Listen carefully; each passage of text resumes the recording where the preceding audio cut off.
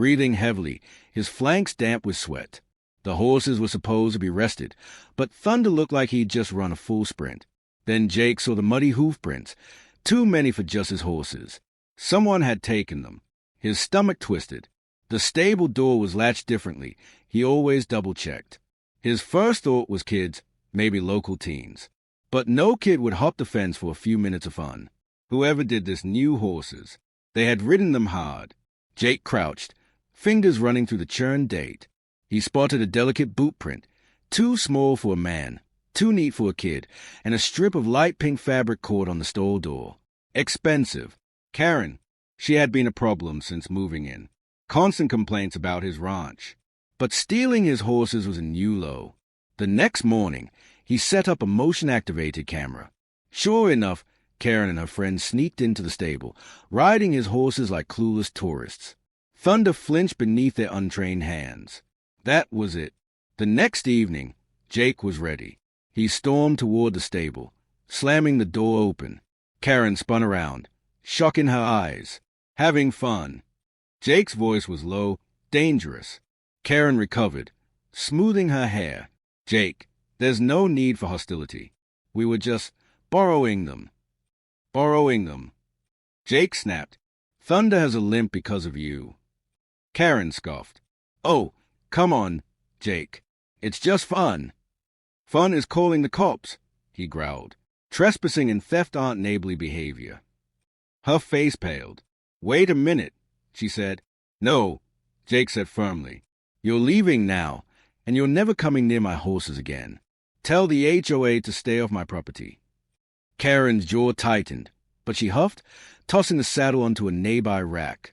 Fine, but you're making a huge deal out of nothing. Get out. Jake cut her off. Karen and her friend scrambled out. Jake's pulse was still pounding. He knew Karen wouldn't back down easily, but for now, he had won. The next morning, Sam messaged him. Karen stirring up trouble at the HOA meeting. You should come. Jake rolled his eyes. Of course she was. At the meeting, the atmosphere shifted when he entered. Karen, with her practiced smile, was already speaking. Certain individuals refused to comply with the HOA's guidelines. Jake crossed his arms. So, you want me to follow HOA rules even though I'm not part of it? Of course, Karen said sweetly. It's about the community. We all have to make sacrifices. Sacrifices like what? Letting you steal my horses. Jake asked. Karen's smile faltered, but she quickly recovered. No one stole anything. We were just borrowing them. I do mind, Jake shot back, and so does the law. Karen's face tightened. Let's be reasonable, she said. I'm being plenty reasonable, Jake replied. I've already spoken to the sheriff.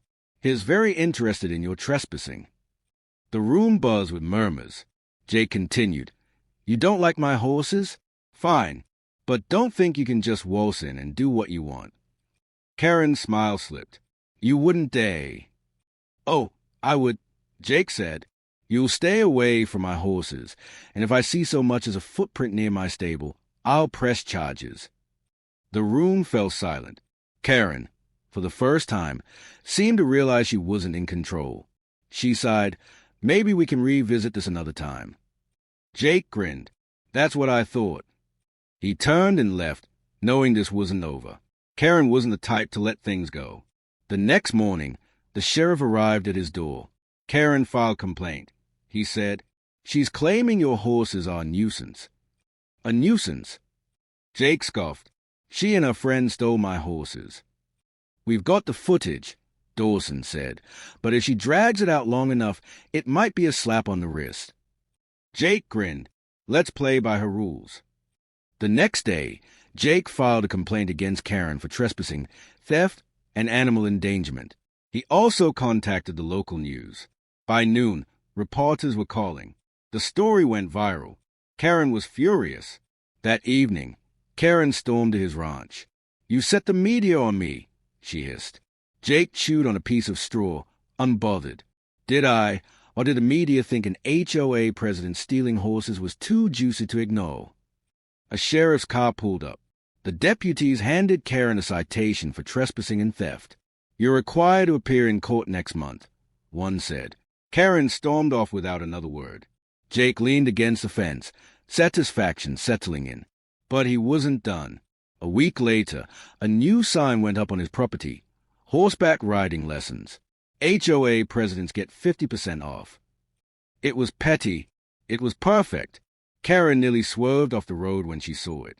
Jake tipped his hat and smiled. He knew she wouldn't be bothering him again anytime soon. Then Jake noticed the muddy hoof prints. Too many, overlapping. This wasn't just a casual stroll through the stable. Someone had taken his horses. His stomach dropped. The stable door was latched differently. He always double-checked. Kids, maybe, he thought. Local teens daring each other onto his property. But this felt different.